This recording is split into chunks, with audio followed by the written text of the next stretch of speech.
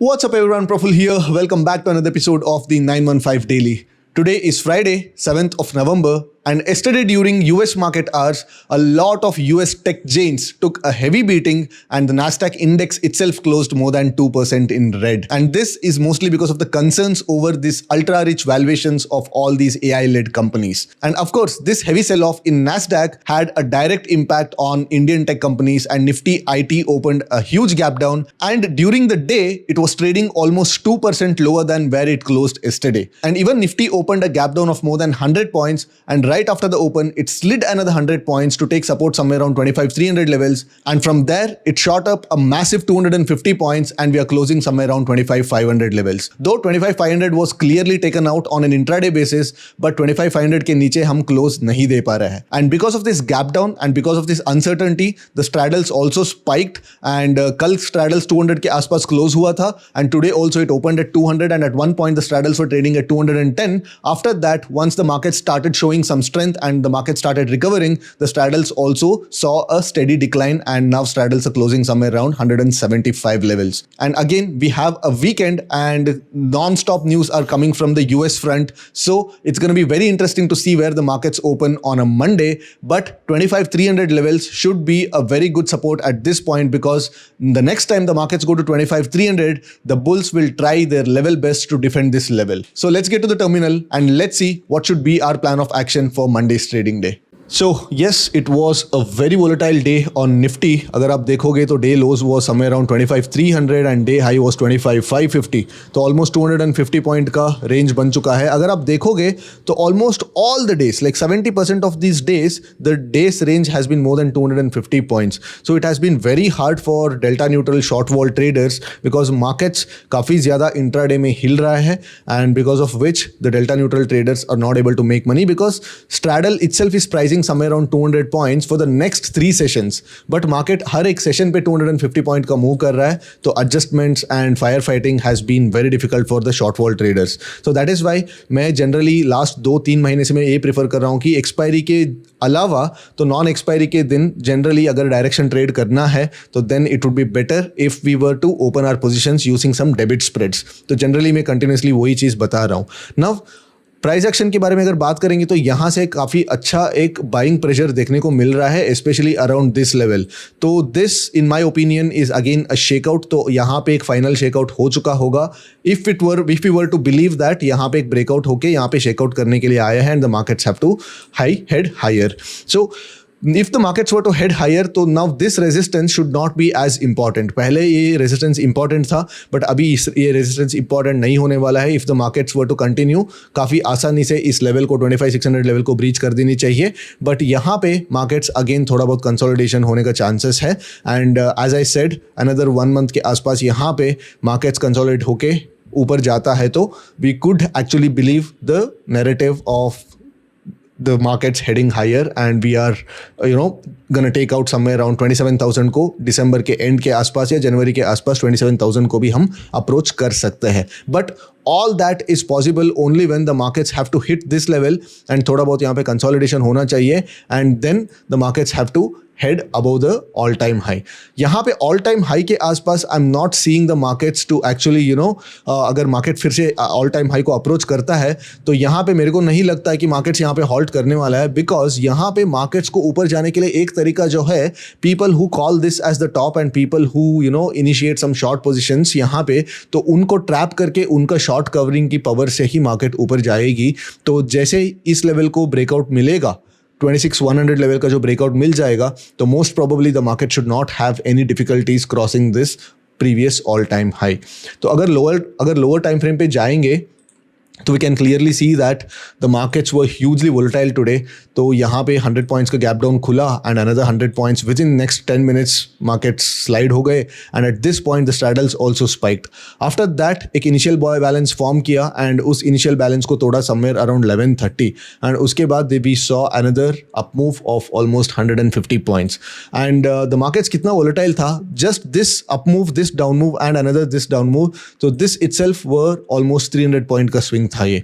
And from the bottom the markets did move almost 1%, and though यहाँ से इस point से लेके इस point तक straddle तो डीके हो गया, but the realization was not possible at all because the markets moved much more than what the straddles were pricing in. So the realized volatility was much higher than what the option premiums were implying. तो ऐसे scenario में most of the delta neutral short vol traders would not have made money. And यहाँ पे एक long जाने का भी, यहाँ से कोई long जनरली ट्रेड इनिशिएट नहीं कर सकता बिकॉज उतना डेयरिंग नहीं कर सकता because it was a falling market. एक अच्छा गैप डाउन भी हुआ है and it was backed by US का Nasdaq also falling more than 2% overnight. But once this was breached, यहाँ पे एक clear cut एक रेजिस्टेंस W पैटर्न बना के एक ब्रीच हो गया, that too with a strong volume candle with a good strength. तो यहाँ पे एक लॉन्ग ट्रेड बन सकता था, but I personally didn't punch any trades for the day. And yes, the markets have been hugely volatile. And Monday कहाँ पे market open होगा, अगेन उसके बेसिस पे we have to decide our future course of action. अगर straddles की बात करें तो एज आई सेड, यहाँ पे वी ओपन समवेयर अराउंड 200 जहाँ पे क्लोज किए थे उसी point of we open somewhere around 205 जहाँ पे क्लोज किए थे वहीं पे ओपन हुआ. एंड जब वो फॉल आया फर्स्ट 10 मिनट्स में, we saw a huge spike also, like around 15 points का स्पाइक भी देखने को मिला. But since then the markets kind of steadily decayed. But यहाँ पे फिर से एक स्पाइक आया. This was when the calls were short covered. जब कॉल्स में शॉर्ट कवरिंग हुई, एक अच्छा सॉलिड ग्रीन कैंडल बना on a 5 minute time frame. यहाँ पे the walls also spike, but again it was quickly consumed. ये जो चीज़ था, ये स्पाइक एंड ये कूल ऑफ के टाइम ऑलमोस्ट 5 मिनट्स के अंदर हो चुका है. तो after that the markets almost, the straddles almost went sideways and closing almost 175 के आसपास दिया है, which actually is not a good closing considering the fact that Monday is still 1 DTE and पूरा हमारे पास 2 weekends है and 2 trading days है. तो Monday अगर 140 और 150 के आसपास अगर straddle खुलेगा तो then it will be a no trade day for me. Most probably I'll take only price action based reversals. But non-directional trade तो ना के बराबर ही करने वाला हूँ because the premiums are not at all attractive. अगर ओपन इंटरेस्ट की बात करें, of course there will be a lot of shuffling that would have happened. And 26,000 पे कल ही मतलब ऑलमोस्ट बहुत ज़्यादा ओपन इंटरेस्ट था. 25,500 के आसपास भी काफ़ी ज़्यादा ओपन इंटरेस्ट था. But even today, even after this fall, आप देख सकते हैं कि लाइक 25,500 का ओपन इंटरेस्ट काफ़ी ज़्यादा कुछ बिगड़ा नहीं है. बट इनफैक्ट 25,300 पे ज़्यादातर पुट्स राइट हो चुके हैं. 25,400 पे भी काफ़ी ज़्यादा पुट्स राइट हो चुके हैं.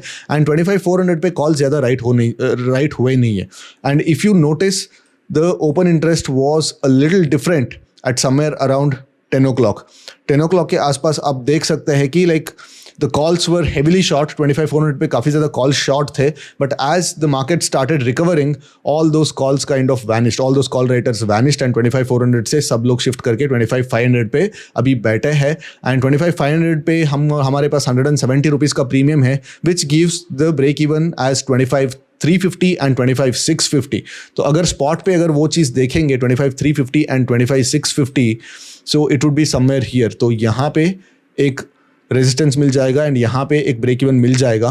तो the option writers would definitely be able to hold between this level because 25,500 का जो ऑप्शन राइटर्स थे, of course they would have seen some MTM losses when the markets were trading around this level. But जैसे market वापस आना शुरू हो गया, they would have rolled down the calls and वो कॉल से वापस आए रहेंगे and all that.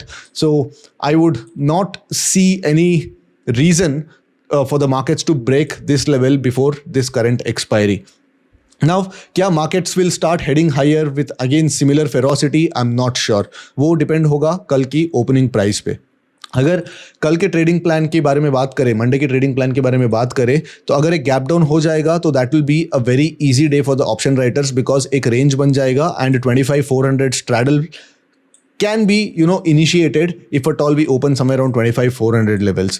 But I would not be very keen on initiating straddles because I'll take a mean reversion trade. अगर मार्केट यहाँ पे खुल के यहाँ पे आता है तो यहाँ पे एक लो रिस्क एंट्री पॉइंट मिलती है विथ छोटा स्टॉप लॉस के साथ हम लोग एक एंट्री ले सकते हैं on the put short side और कॉल लॉन्ग साइड. मैं कॉल लॉन्ग्स तो नहीं करूंगा, जनरली मेरा स्ट्रक्चर जो होता है ATM पुट्स में शॉर्ट करूंगा naked with a strict stop loss.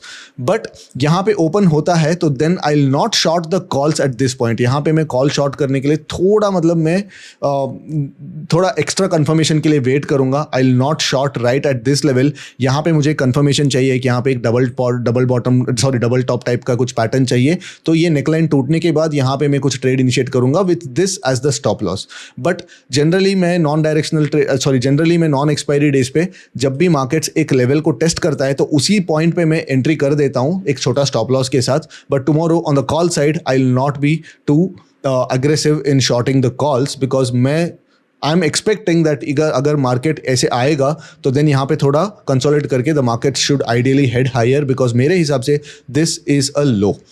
So basically I look to short the puts both at the support and at the breakouts. तो यहाँ पे ब्रेकआउट होता है तो भी I short the puts, and यहाँ पे मार्केट सपोर्ट लेता है तो भी I short the puts, and I'll try to avoid shorting the calls at this level. अगर मार्केट यहाँ पे भी खुलेगा एंड यहाँ पे हिट करेगा रेजिस्टेंस को, I'll avoid shorting the calls. अगर मार्केट यहाँ पे हिट करके मार्केट नीचे आ गया, well and good, I'll just let the markets pass. Like उस अपॉर्चुनिटी को मैं पास करना चाहूँगा, बिकॉज मेरे प्लान के हिसाब से यहाँ पे अगर एक बार हिट करेगा तो the market should ideally give some sort of a breakout, and यहाँ पे एक लो रिस्क एंट्री पॉइंट बन जाता है फॉर पुट शॉर्ट्स. तो I look for the put shorts both from this support का bounce and from the breakout. But अगर एक बड़ा गैप अप खुल जाता है, then I will wait for the initial balance to form, and उसका एक ब्रेकआउट ट्रेड करूंगा ऑन द अपसाइड. उसका ब्रेकडाउन में अगेन मैं ट्रेड नहीं करना चाहता हूं, बिकॉज ये सब जगह पे सपोर्ट्स बने हुए हैं and markets will hit the support at any point, and यहाँ से सडनली एक रिवर्सल आ सकता है. तो I will not plan a short trade if at all we open a big gap up, and उस गैप अप का again उसका ब्रेकआउट ऑन द अपसाइड में प्लान करूंगा. So that's my plan for Monday. I'll see you again on Monday, guys, post market hours. Till then, take care. Bye-bye. Have a great weekend.